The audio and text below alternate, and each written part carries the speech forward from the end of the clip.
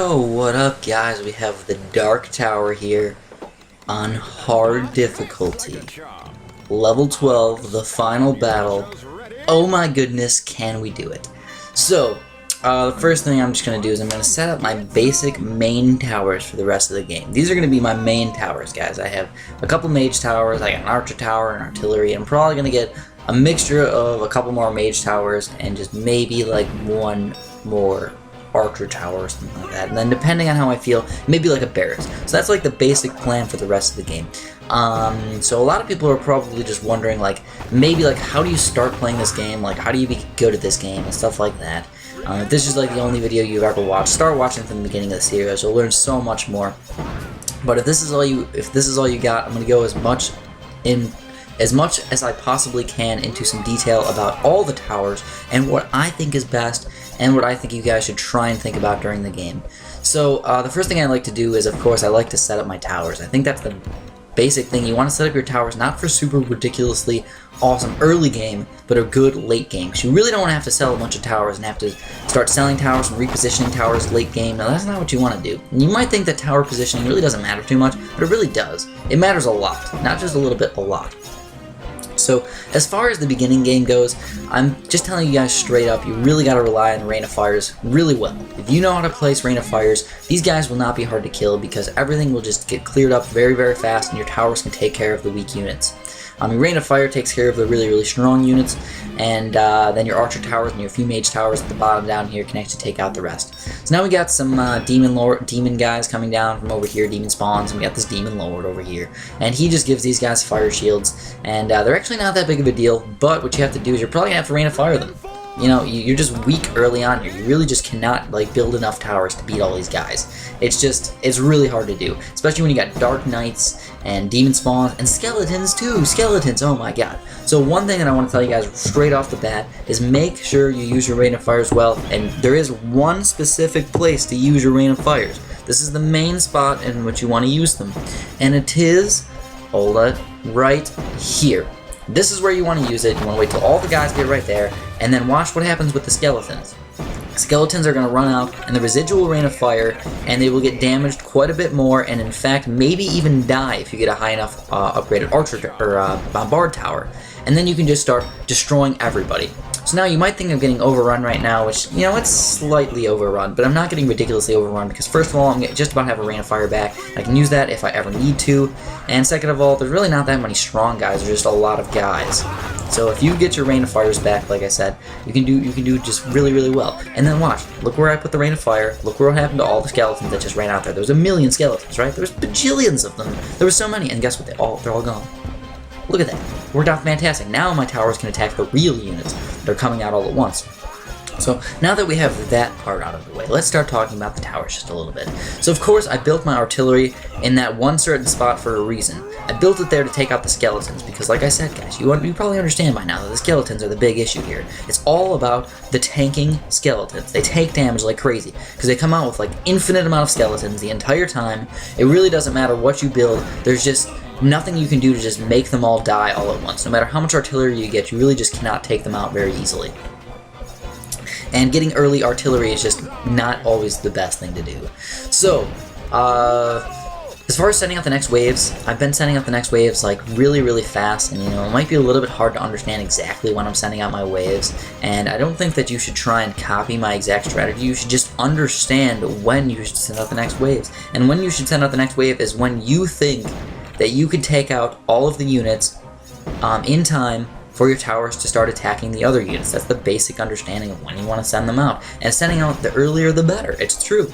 The earlier you better. But the one thing you want to do is you want to only Rain of Fire before you send out the next wave, because you're going to get that extra like 30 seconds of a Rain of Fire back, and that's just so unbelievably helpful. So you want to Rain of Fire, then send out the next wave. Don't send out the next wave and then Rain of Fire. You're going to have to wait like another extra like 50 seconds for your Rain of Fire. That's just terrible. I know we're talking a lot about the Rain of Fire, but that's like the main part of your strategy. It's really not even that much about how many towers you get, what towers you get. Everything does damage, but if you don't place your Rain of Fires well, and you don't use them correctly, it's just going to be detrimental to your strategy. You're just going to lose. All these guys are just going to overrun you too fast. And one thing you want to do with the Rain of Fire as well is you don't want to use it on the front units. You want to use it on kind of like the middle units.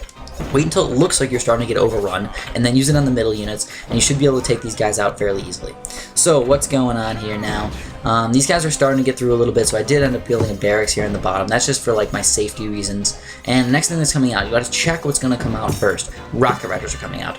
So Rocket Riders are fairly slow, I mean they're like medium speed I suppose, but I think by the time they start getting over to my towers in the bottom here, I will be able to take out all those guys. So we're basically able to take out all those guys besides the skeleton, which is kind of taking damage right now, which is not exactly good. But I build a couple ranger towers and a couple random magic towers throughout the entire map, which is super duper helpful. Now, of course, like I said, use your rain of fire well. Wait until probably right around the rocket riders get around the skeleton spot, and then just rain of fire right where that is. And all the guys that are running through over there will actually die, and any of the skeletons that are coming out will die as well. So let's start talking about a few other random towers. I think you guys understand Rain of Fire, and you guys understand like the basic concept of strategy so far. So let's talk about the towers. Of course, my favorite towers are the Ranger Towers and the Arcane Wizards. Those are my two favorite. It seems like they do the most damage for how much you pay, and they're a good combination. Just in totality, they're just a good combination to use together, and there's probably quite a few good combinations to use together. And one thing I really don't like is massing one type of tower, even if it's super unbelievably overpowered. I don't like doing that because it kind of takes away from the strategy and just makes games unfun. I'd rather take the harder way out than doing that, but to be honest, I haven't actually found a strategy that does that. That would be a bad strategy game, if there was a strategy to do like that. So these Necromancer guys are a little bit of a problem because they just make massive amounts of skeletons, and the skeletons go in front of them as well, so you really can't ever hurt the Necromancers because the skeletons are taking all the damage, of course. Of course they are. What have we talked about for pretty much the entire time? So what you want to do is you probably want to get some cluster bombs for your Big Bertha by now. Yeah, you should have a Big Bertha by level like 6, 7, or 8, right around there is probably when you need one. And then of course use the Rain of Fire so the skeletons are going to walk out and get hurt from all that. Otherwise you will get overrun by skeletons. Of course, of course, of course, of course. So what I did was I actually sold one of my towers here and I got another Bombard Tower. And so now we're getting to intense games right here where I don't even really know what to do, but you have to watch out for these spiders. You're going to need at least 2 artillery towers for these guys. And I'd really like to talk about all the goodness of all the towers, but I think it's going to have to wait a little bit, maybe just a couple seconds here while we're not in the super intense mode right here. Versus spiders, just as much as possible, upgrade a couple Bombard Towers, and you shouldn't actually have too big of a problem if you use your Rain of Fire correctly.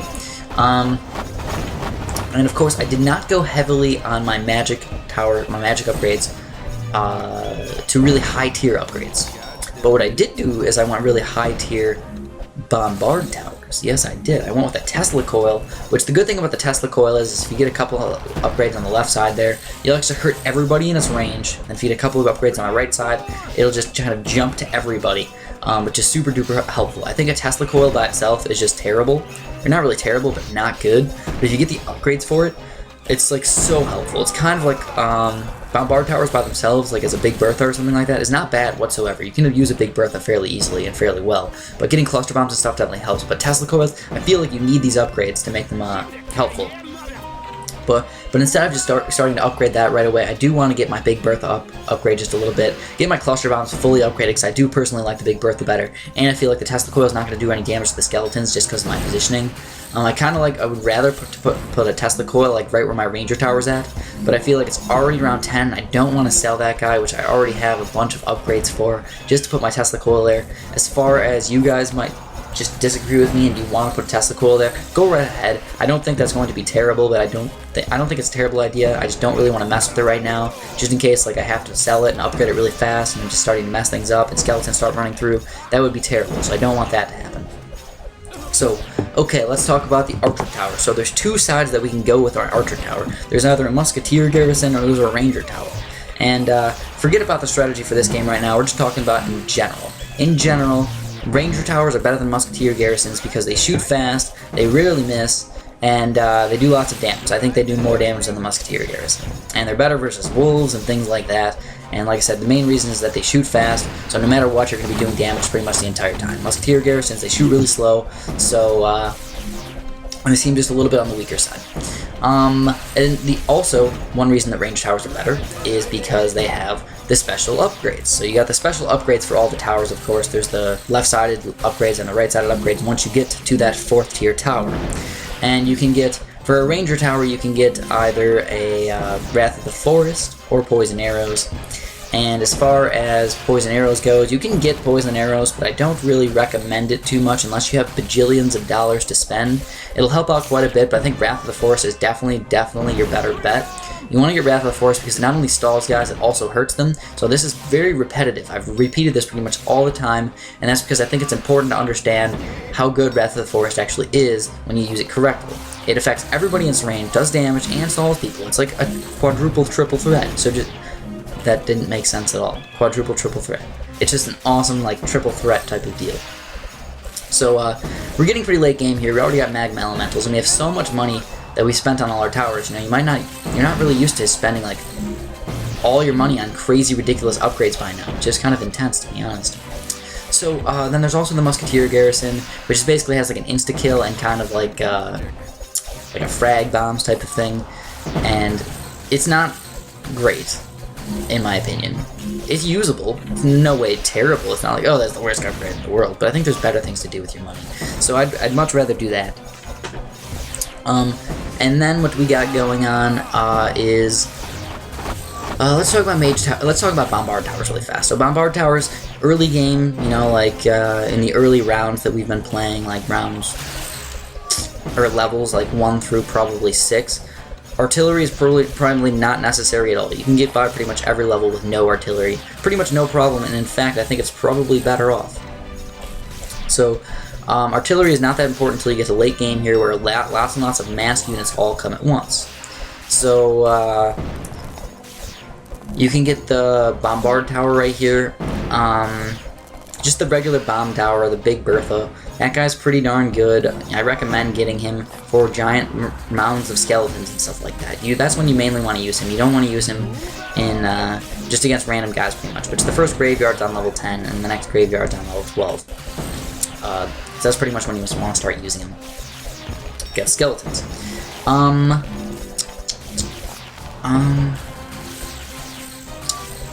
And then there's the upgrades for the bomb. Once you get to the Big Bertha, there's 2 different ways you can go. You can get cluster bombs, or you can get the dragon launcher thing. And the cluster bombs are much better because they affect like lots and lots of guys all around. There was just a big group of cluster bombs that killed pretty much all the baby skeletons, and that helped out quite a bit. And then you have the Dragon Breath launcher, which just shoots out a giant heat-seeking missile that just kills pretty much everybody. Not everybody, but like one guy as far up as possible, and it just does a lot of damage to that person, whoever's far up as possible. So it's definitely helpful because they can shoot like pretty much anybody on the entire screen, which is definitely awesome. But it's not exactly like the most powerful upgrade in the entire world. It's kind of like a waste of money if you get it too early, I think. So, then there's also the Tesla Coil, which I kind of already mentioned the Tesla Coil. I'm not even going to go into it too much right now. Let's just say that everything that's in its range is super duper helpful. As far as these like red, like blocking my towers things go, they're extremely annoying and super duper hard to do. So this level is important to make sure that you guys unlock your most important towers. Don't go for the crap towers that you really don't care about. Go for the strong ones. Which usually ends up being your 2 Bombard Towers, and then the guys all on the bottom row. The bottom row are the most important towers that you have. You're going to get teleports for them, you're going to get Wrath of the Forest for them, and you're going to get pretty much everything for them. So you gotta really, really pay attention to that kind of stuff. Instead, we got massive amounts of skeletons coming all at once, so I'm just going to hold out as long as possible, and then use a Rain of Fire on them as soon as I possibly can. And I have to sneeze, I think. Hold on. Okay, maybe I don't. Okay, this is terrible. Alright, I think it's gone. And look at all these things we have to get rid of. Like, all these orange things, it's super duper annoying. And I think we're going to have to actually end up using a Rain of Fire on these guys over here. So we actually have to use a Rain of Fire kind of in the wrong spot, which is not exactly good. But the good news is, about that, is that guess what we can do? We can send out the next wave and then Rain of Fire this humongous group of skeletons. Look at them all. There's billions of them.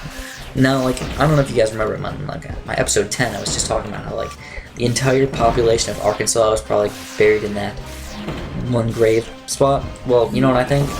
I think, like, the entire population of probably Europe is buried in that graveyard right there. Whoever died from, like, the Black Plague is probably buried there. Yeah, lots of people. There's bajillions of them. There's so many. It's ridiculous. And guess what? There's probably infinite. I don't know. There has to be an infinite amount of them. As far as strategy goes, like I said, rain of fire in the correct spot, and your towers will take care of them. I think you should go mostly Arcane Wizards on the bottom and get teleports for all your Arcane Wizards. And you might think that that's kind of a waste of money because we're not doing any damage to these guys, right? We're not doing damage by getting teleport. But what happens is if you get 3 Arcane Wizards with full teleports, pretty much, not no matter what, but for the most part, like unless you get really, really fast wolves or something like that, you'll just keep teleporting all these slow guys back infinite amount of times. You get like infinite teleports basically. And it's pretty sweet, and it basically just allows you to save up enough time to get more Rain of Fires to take care of big groups of guys. And that wasn't exactly like the best Rain of Fire spot. I probably should have went a little bit more in the middle, but it worked out. You know, I did a lot of damage to these Rain of guys, and of course we'll just teleport them back whenever they start to get through. And I have quite a bit of money, so I'm just gonna get more teleports here. And it looks like we're kind of getting overrun, but we're really not. We have so many teleports that will take care of all these strong guys, and all those magma elementals will just keep getting teleported on back forever. So this is going fairly well. We're on already wave 15, and all we have to do is pretty much wait for the boss guy to come out. That's the main thing. So now you have to plan ahead. You have to think about how you're going to kill him and what you're going to do. The main thing to do, I think, is to kill his main form as fast as possible. If you kill his main form as fast as possible, the other form is not that hard to kill. He's actually really easy to kill in a second form because he doesn't send out any more guys to tank damage. So I know I say tank damage a lot. It's kind of like my new catchphrase almost, but it's extremely important to understand like why it's hard to kill him, and that's because all those guys that he creates through either the little portals in the kind of the middle of the map, your towers shoot them instead of him. So the main tower you actually want to use is the tower right at the very top left. So upgrade that Arcane Wizard all the way. Trust me on this, just upgrade it all the way, full death rays. You don't need teleports, just get it fully upgraded death ray wise, and you'll do so much damage, it's just ridiculous. You can probably do like maybe like 50-60% of damage to him just with that one Arcane Wizard, because that's the only Arcane Wizard that's not going to shoot anything else besides him the entire time. And then as far as other towers go, just start getting other towers, you know, like some Arcane Wizards every once in a while, and just get your stuff upgraded. Get some poison arrows maybe. I know I said poison arrows aren't that great. They're really not. There's really not too much stuff you can buy by now. You pretty much have a lot of your towers fully upgraded, and teleports and stuff don't work on the boss. So teleports don't work, which is, it's not terrible, but it's not exactly a fantastic thing. Just check all your upgrades, get the fully upgraded death ray like I said, and we should be good. It looks like it's time for him to go postal.